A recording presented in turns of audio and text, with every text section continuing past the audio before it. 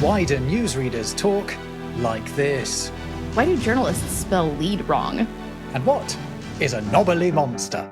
We've got the scoop on news-exclusive jargon, journalism cliches, and more. Stay tuned on another Words Unravelled.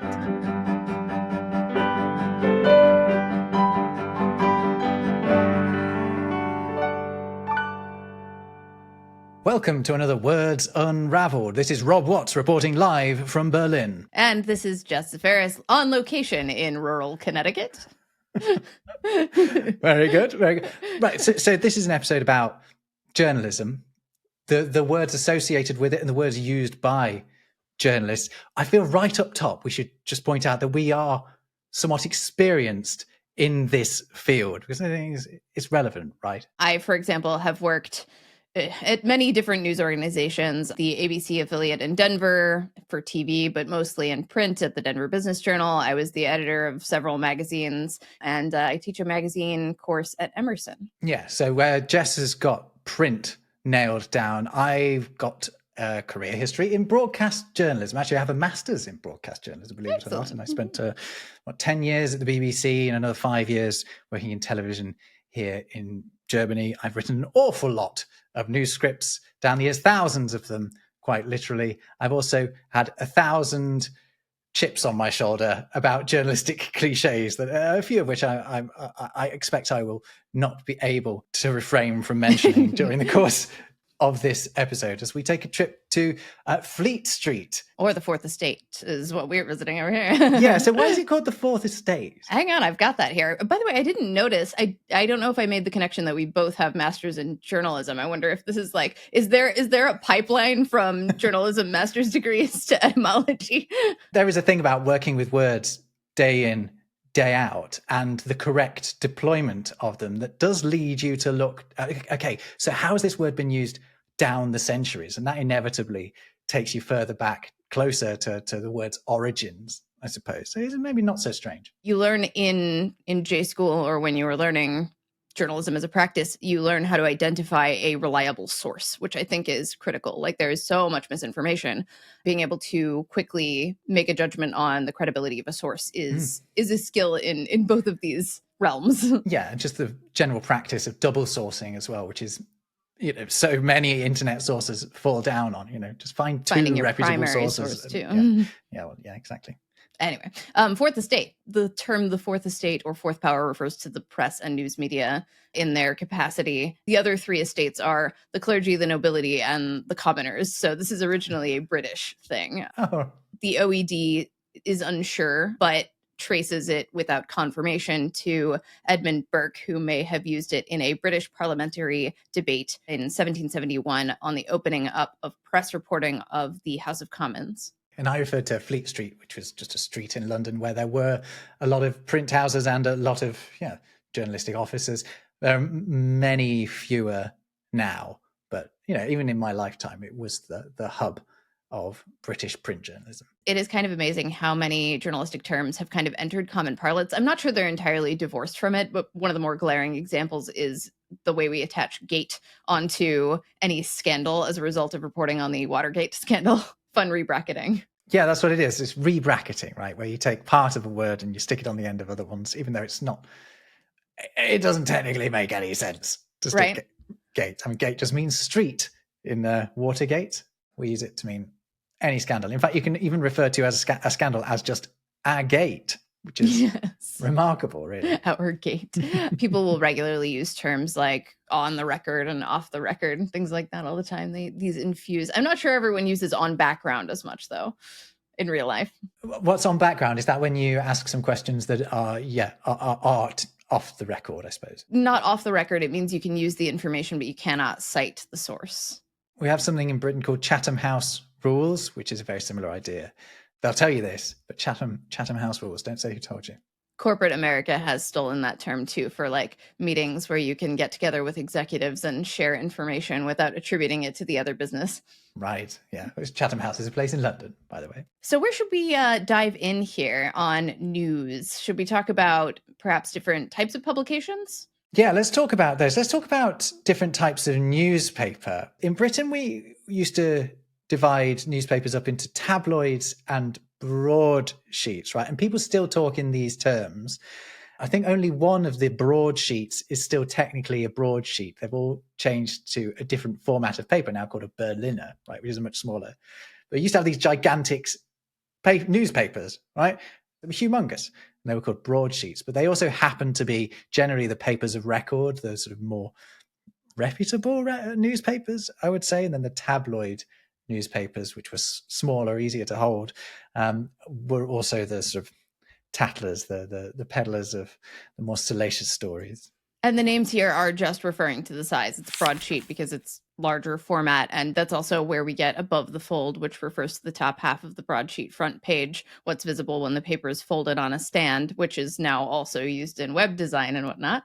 And then tabloid was originally just a smaller size newspaper, usually 11 by 17, and often pejoratively is also used to imply sensationalism, but it really was just the size at first. And it is named after a trademark name for a small tablet of medicine for like compressed or concentrated drugs. It was a hybrid form, ostensibly from tablet plus the Greek suffix oid, so like a shaped tablet or tablet shaped, but it's said to be specifically a portmanteau of tablet and alkaloid for that original drug. So capital tabloid.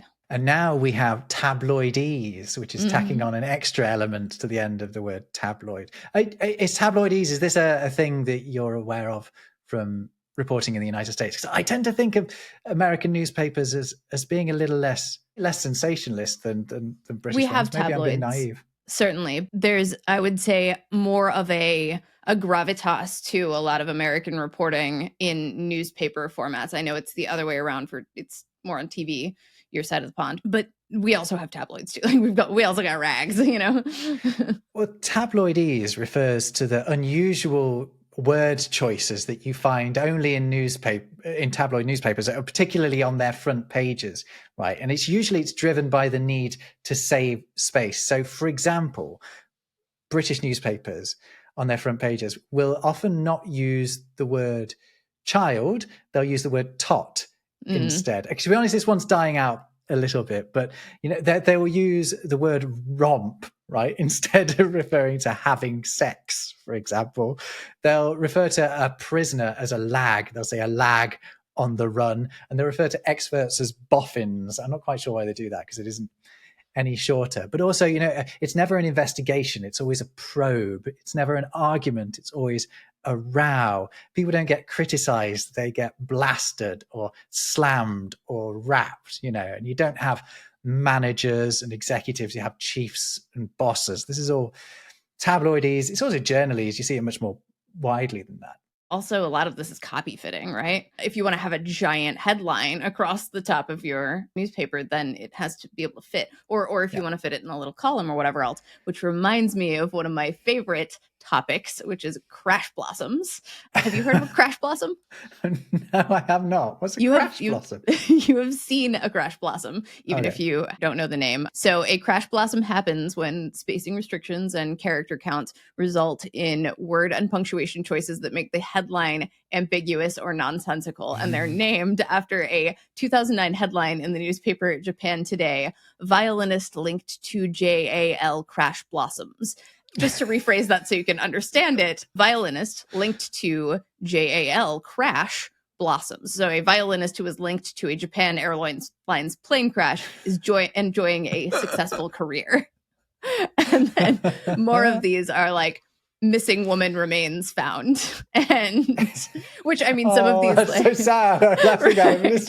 Don't laugh. That's just full on sad. Here's one of my favorites: is British left waffles on Falklands. Which is the left-wing British leaders are waffling or flip-flopping on their position around the Falkland Islands. They just left treats for the locals when they departed. Another one, McDonald's fries, the holy grail for potato farmers. Which is McDonald's fries are the holy grail for a huge sales opportunity for potato farmers. These are crash blossoms. I love these. These are so much fun. Can I counter with a term that you might not have heard of then? Oh, yeah. Are you aware of what a Nobly monster is? No, but it sounds like the most British thing I've ever heard. Well, so it comes from much like crash blossoms, a specific instance. There's a big pressure when writing, either for print or for television or radio or whatever, to avoid repetition. Journalists will go to great lengths to find synonyms for whatever it is that they want to refer to twice in short succession, right? Like a really common, simple one of these is journalists will constantly use the word blaze as the second reference to a fire when really it would make far more sense to just say fire again. No one calls a fire a blaze. Conflagration. But really, they will resort to this sort of thing, just to avoid saying fire twice, because it's received wisdom that it's bad writing to use the same word twice in quick succession. Certainly not in the same sentence, but even in consecutive sentences. Just thought as bad form.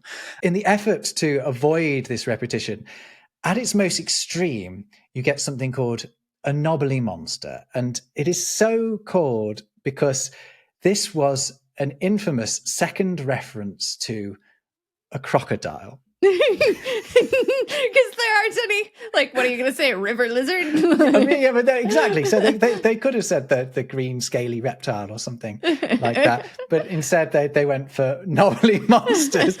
and there are so many of these that are really, really funny. So I came across a good one the other day, just on reporting of, President Trump was in Scotland to visit his golf course. No, he was there on some sort of diplomatic mission, but he did just so happen to visit his golf course. And there's an article about the security at the golf course describing this new technology that they're using there called Daleks, right? And the quote is, "The Daleks, security devices that resemble Doctor Who's croaky-voiced enemies, have been set up to deter intruders."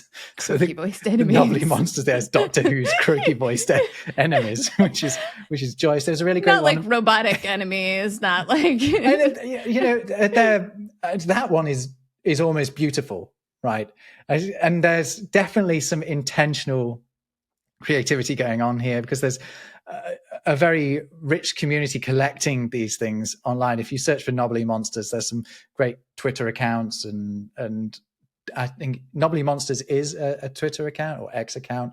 And there's another one called Second Mentions where you get very similar stuff. But for example, down the years, advent calendars have been referred to as the festive time markers, badgers as the monochrome plague spreaders, beavers as the furry tree munchers, and Darth Vader as the heavy-breathing Jedi turncoat. Oh my God. Heavy breathing. I mean, it's not wrong, but... yeah, it's good. At least they didn't go with wheezing.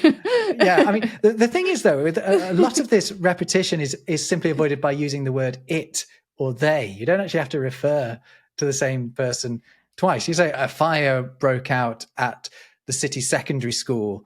The blaze is one of the worst ever to hit the region. You could just say it was one of the worst ever to hit the region, and that gets you out of it. But for some reason, we journalists go to great lengths to find an alternative way of expressing that same word. Sometimes it is also a function of not writing the same story over and over again. Like I have edited and written a good amount of stories about like programmatic advertising and upfronts and things that happen every year. The Super Bowl, I've written a lot of Super Bowl stories. You just get tired of saying like the ad over and over and over again. So we've got like the big game spot alterations on that. And it's sometimes it's a function of not just like I've written 10 of these and I don't need to say the same thing four more times. Yeah, well, exactly. I mean, when writing about word origins, Jess, as we often do, how many different words for word can you think of? Because otherwise you just find yourself saying word over and over and over again. Like book titles, coming up with a book title and a subtitle for your book, it's difficult to not say word in both of them. I have a book that I just finished coming out next year called Into the Words, and for the subtitle I ended up I got stuck for a little while because I didn't know how to not say like words for animals and plants. Yeah, you have to resort to terms or something. I went that, with right? The Etymologist's Field Guide to natural animals, plants, and the natural world. Oh well, I mean that's just elegant. Yes, that's very nice. That's just nice writing.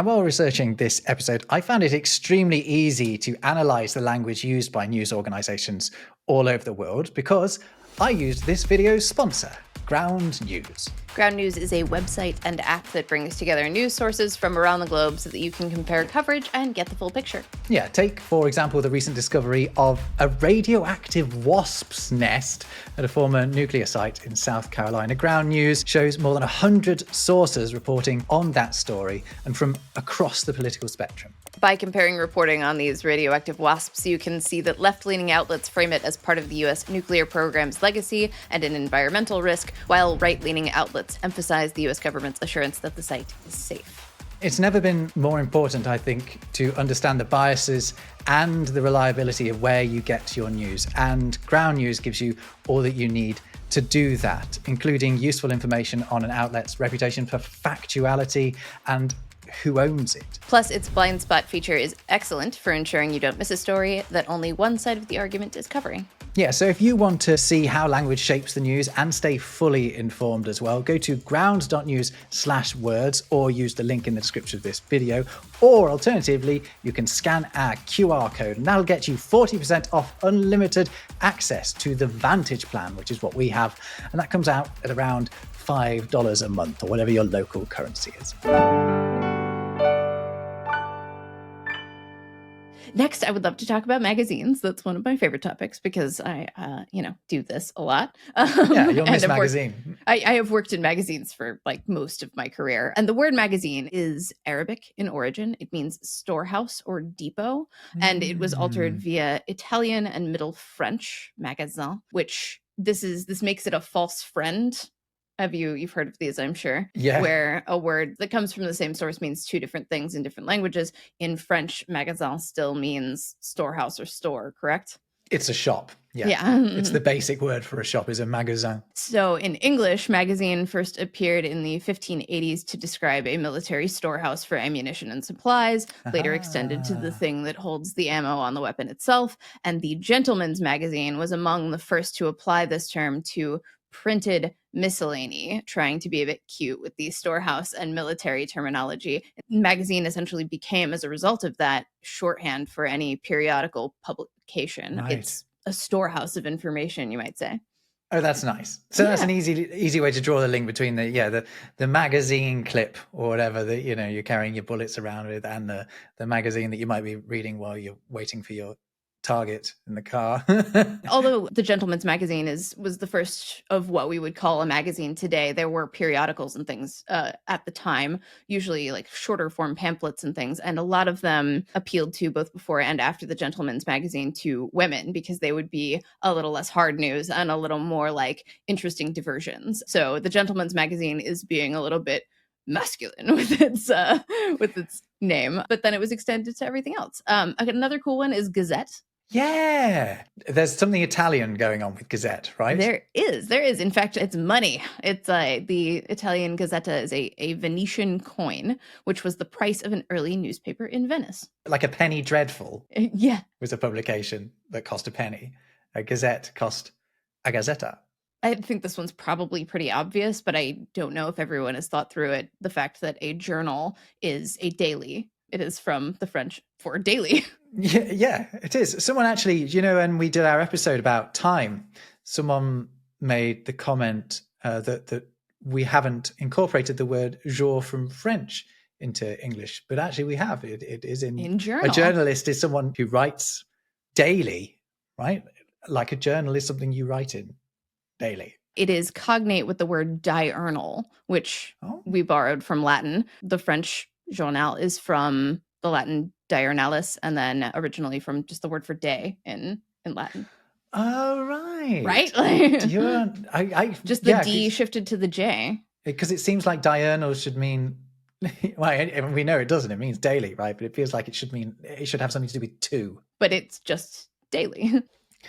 Can I talk a little bit about some journalistic cliches or journalistic formulations, ways of writing that you only get in news reporting? Listen, I know we have addressed this before, but I love that you use journalistic cliches, considering the source of cliche and like printing. Click. Anyway, but yes, let's do it. Well, I mean, I was thinking, and this is something that whenever I was writing news scripts, I would have on my mind all the time, was to avoid using certain set phrases or constructions that are very common in news but aren't true to natural speech. A good one of these is the way that you'll see in news stories the phrase set to be instead of will used a lot. Here's one. Eurovision 2026 host city is set to be announced on August the 20th. I mean, it sounds okay, right? But it's not how don't say people that. talk. No, you'd say it's going to happen, right? If it is going to happen, you just say it's going to happen. If you're not sure if it's going to happen, you say might be or is scheduled to be. And set to be is a very journalistic way of putting it. When something's going up, it's always on the rise. You ever notice that? And here's one that journalists use all the time when they want to bring two events together, but either there isn't an obvious, genuine link between them, or they just don't have the time to explain it. They will say, this comes as, or the news comes as. Are you aware of this one? Here's an example. This is from CBS News. Vermont Senator Bernie Sanders is blasting US efforts to provide more weapons to Israel for its war against Hamas in Gaza. This comes as more organizations accuse Israel of carrying out genocide. Okay, it's a very dark story, a very dark example to use, but this comes as there suggests a causal link between those two things without saying that there is a causal link between those two things. And it's quite, I don't want to call journalists sneaky. They're very valuable.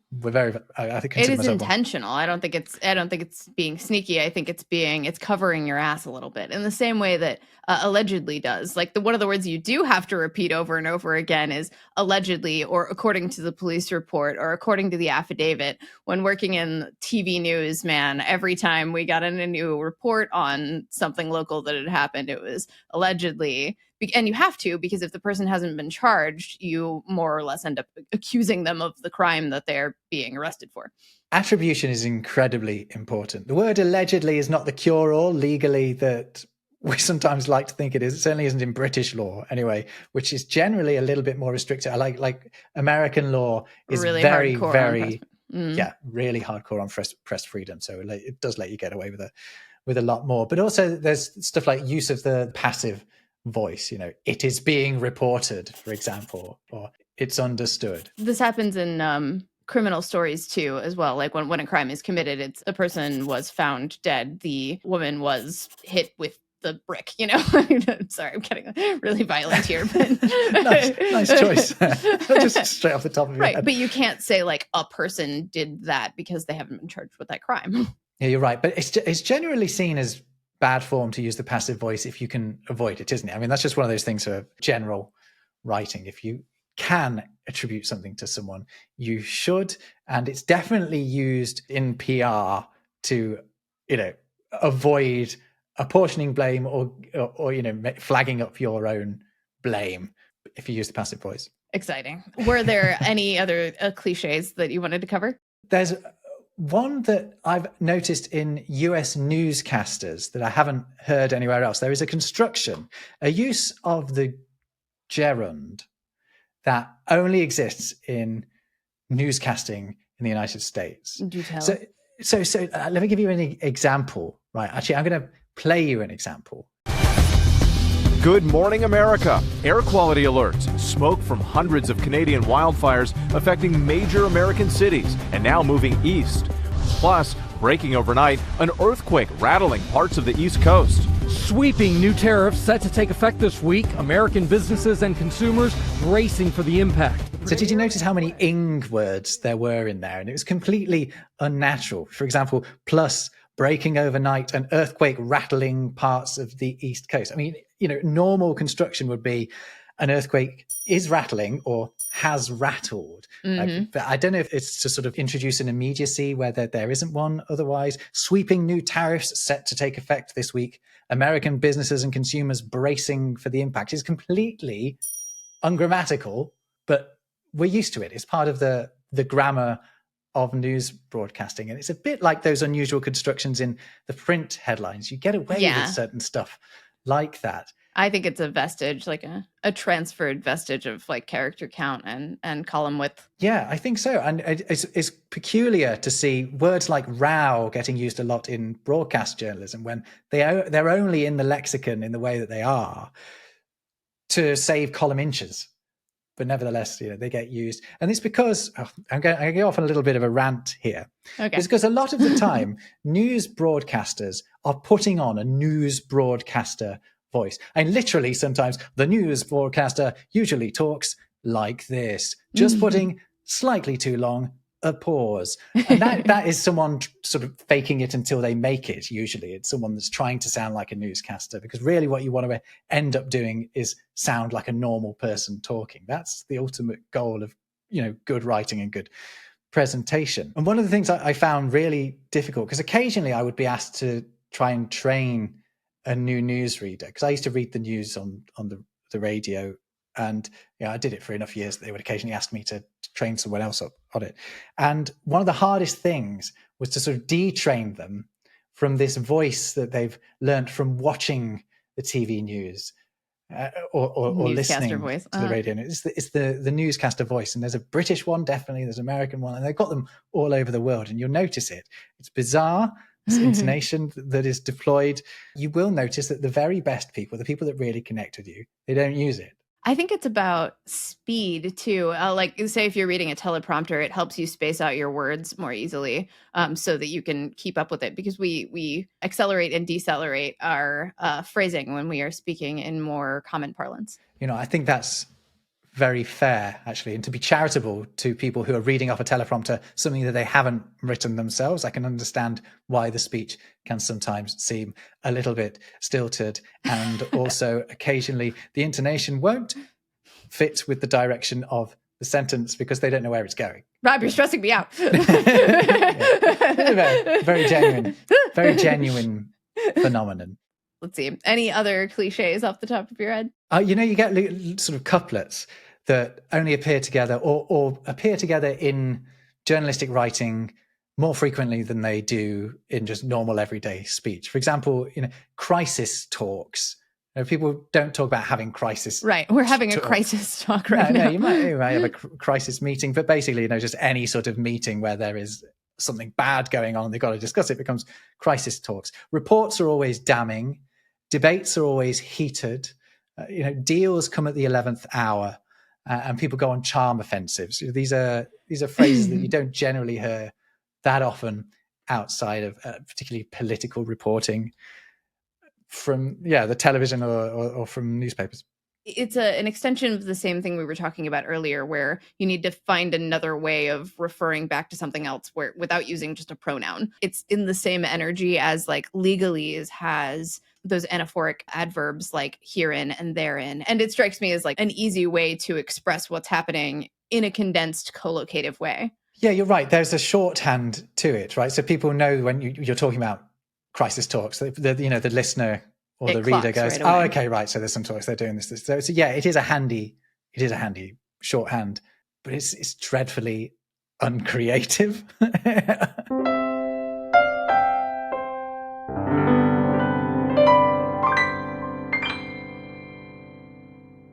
Could we talk a little bit about jargon, like newsroom jargon? Yeah, I would love to talk about that. I think print newsrooms are particularly rich in this sort of stuff because of the centuries long legacy they've got. I mean, we also have a lot of like written evidence for it dating back to, X years, because we have like edited sheets before something goes to print.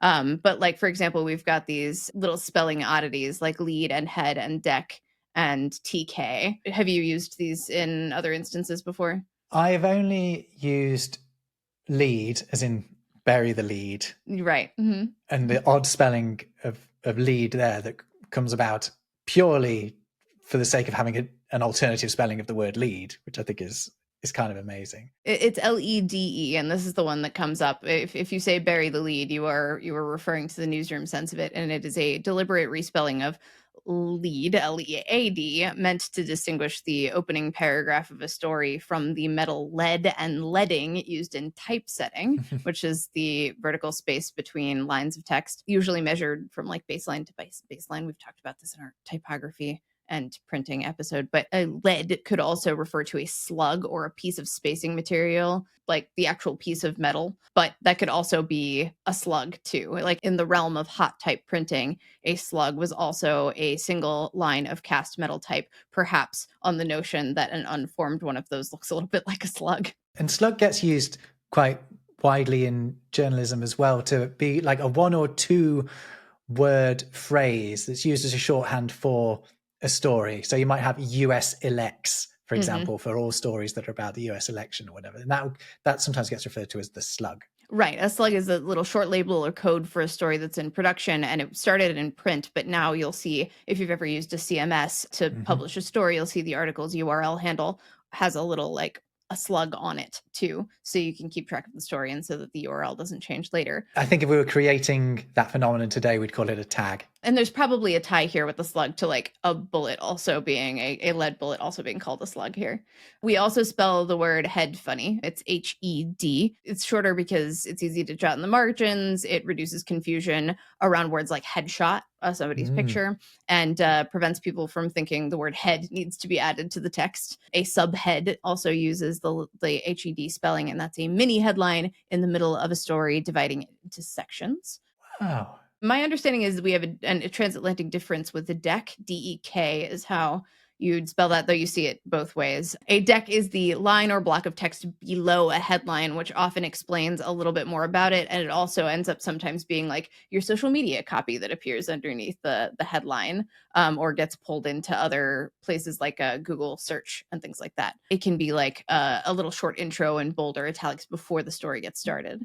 Another one is nut graph. That's the nutshell paragraph. You're familiar with reverse pyramid style. Your lead starts out, I'm going out of order here, but we've got our head, our deck, our lead, and then our nut graph. And your nut graph early in the piece explains the essential point or why of the story after you've done the who, what, when, where. And the nut here is as in the like core essence of the story, and graph is G-R-A-F, which is a shortening of paragraph. The spelling is shorter just because it's easier to write and because it avoids confusion with things like insert a graph here.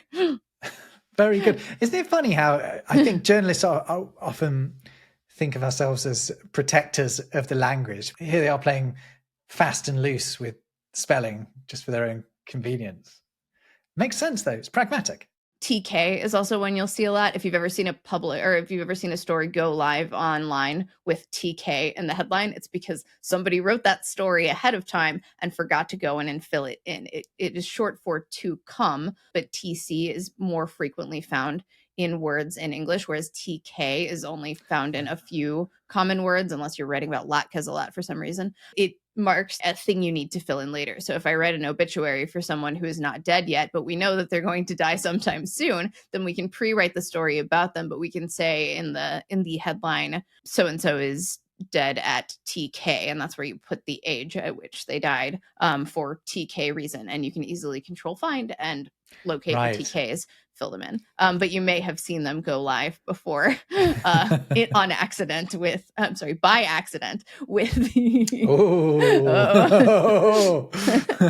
Comments.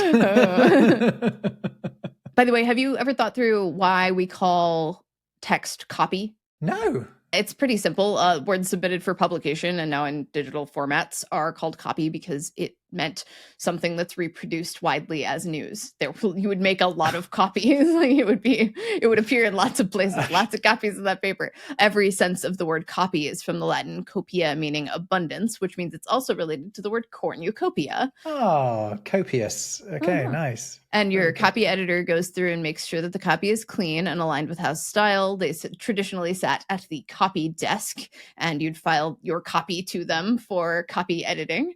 And today, copywriters develop copy, typically for marketing purposes. And the reason we call it that in that instance is because those words are meant to be used in affiliation with the brand across many different media. Your marketing copy will be used on your website and might be used on your social media account and might be adapted for whatever else, but it's approved by the brand, perhaps developed by the ad agency.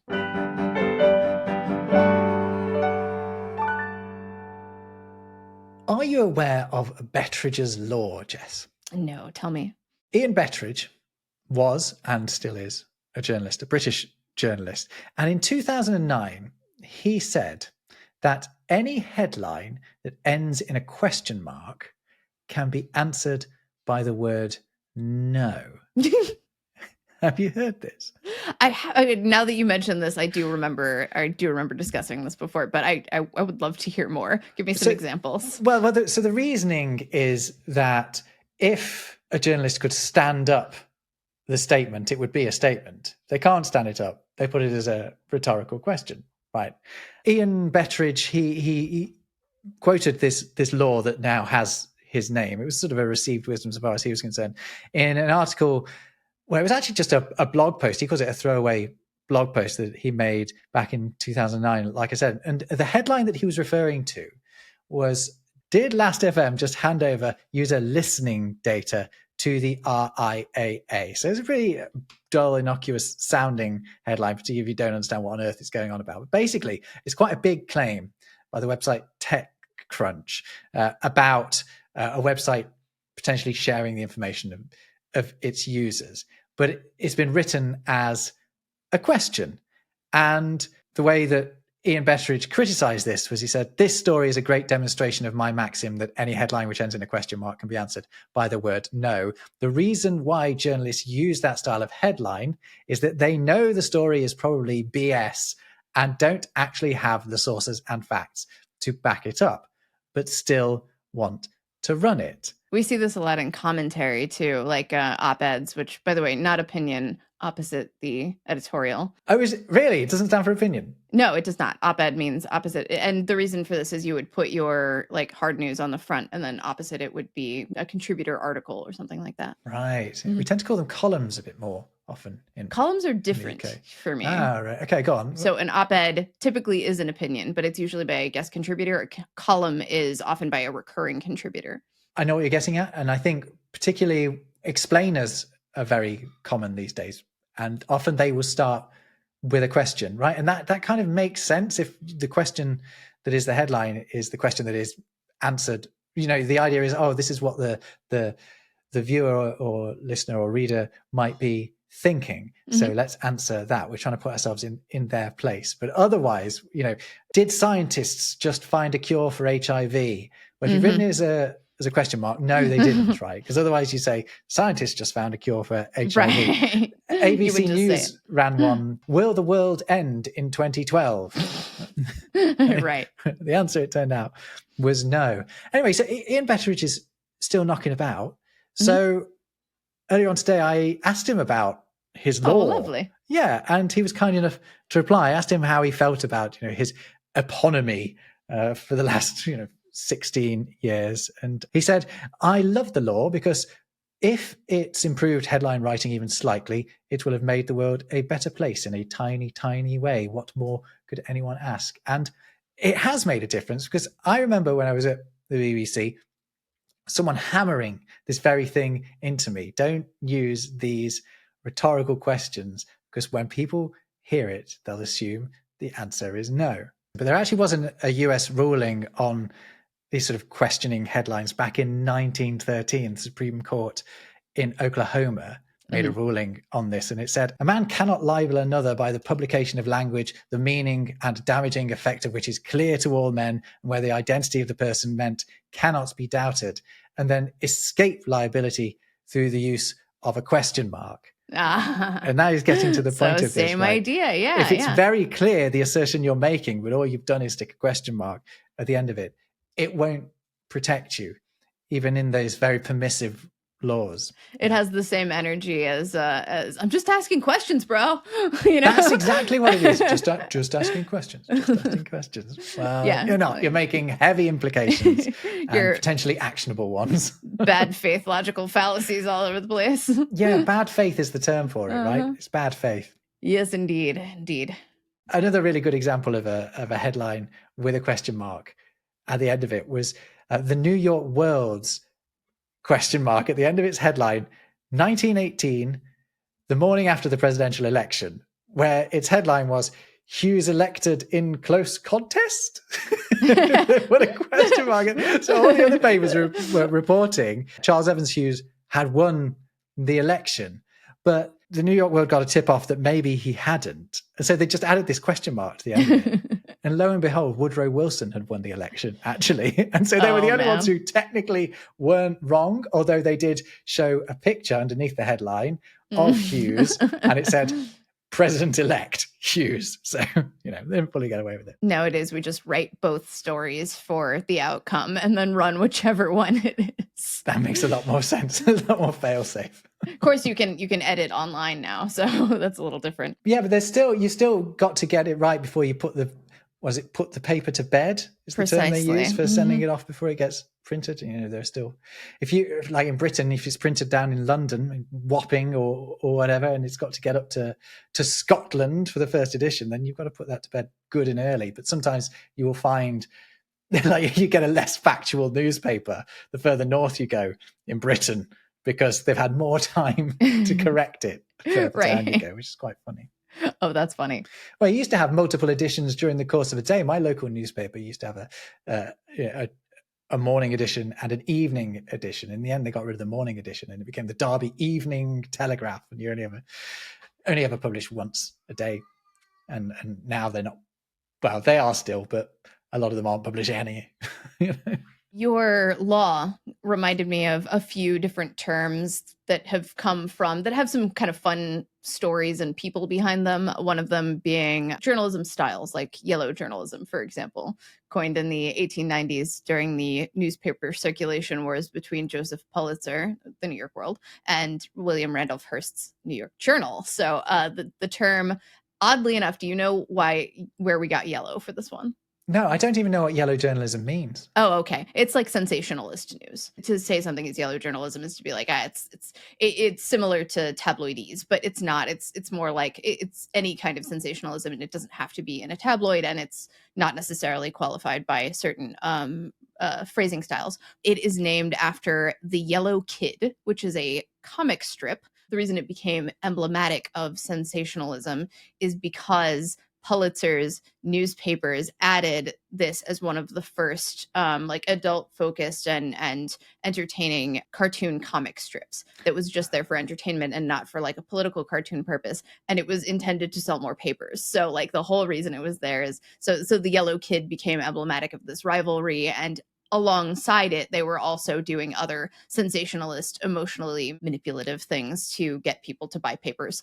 It also probably alludes to, or may have been perpetuated by, notions of yellow as like cowardice and other negative connotations too. Around this era, at the same time, if you said the term yellow dog, you were probably talking about like a street mutt. And so there are certain affiliations with that as well. And that was where we got Yellow Dog Democrat for in the 1800s, when a Southern Democratic voter would vote for a yellow dog before they would vote for a Republican. Yeah, this reference to the street dog reminds me of the term gutter journalism as well, right? Yeah, sort of exactly. Similar idea. Another one of these, and this one is like a very clear connection to a specific journalist, and I'm sure everyone will know what I'm talking about, but Gonzo journalism, not invented by, but made famous by Hunter S. Thompson, specifically his piece, The Kentucky Derby is Decadent and Depraved, when he went and just talked about the spectators at the Kentucky Derby instead of reporting on the Derby itself. And Gonzo journalism is wild, it's subjective, it's immersive, it's first person, it's sometimes fueled by copious amounts of drugs. It was Bill Cardoso who described Hunter S. Thompson's style in that way. Do we know where gonzo comes from? It was probably from Italian slang. The term gonzo how was used in like that's a gonzo something or other. I'm not going to come up with a good example sentence there, but to call someone gonzo was to call them rude in a loud or obnoxious way. But it might also have been and was used prior in jazz slang to describe music that's raucous and passionate. So all kinds of fun stuff. And I love the notion of Hunter chasing a story like a trumpeter or something. The Italian term might come from a word for a goose too. Oh, yeah. Because of the way that they trumpet. Oh, that's interesting. For a goose, yeah. I'm just thinking about Germanic words for goose are quite similar to the word gonzo. And they are similarly cantankerous, right? Yeah. Sorry, that's impromptu goose impression. That was pretty good. Embarrassing. By the way, the Muppet character Gonzo debuted in 1970, which was 1 year before Gonzo Journalism was named, but he wasn't given the name Gonzo until after it was applied to the journalistic style. So it's probably an intentional connection there. I've got a Nobly monster, one of Gonzo's friends, Kermit T. Frog, being referred to as the famed amphibian. The famed amphibian. I love it. I love it. The bard of rainbow connections. Love it. Fabulous. Another one of these, muckraking, coined pejoratively by Theodore Roosevelt in 1906, the man with the muck rake. It's an allusion to Pilgrim's Progress, apparently. The notion here is a journalist who can only see negativity, but this was adopted with pride by early 20th century investigative journalists who exposed corporate and political corruption, including Ida Tarbell, Upton Sinclair, and Lincoln Steffens. So what about Pilgrim's Progress? Is he referencing that? The man with the muckrake in Pilgrim's Progress can look no way but downward with the muckrake in his hand. Okay. So like all he sees is filth. Oh, that's elegant. Good. Looking no way but downward.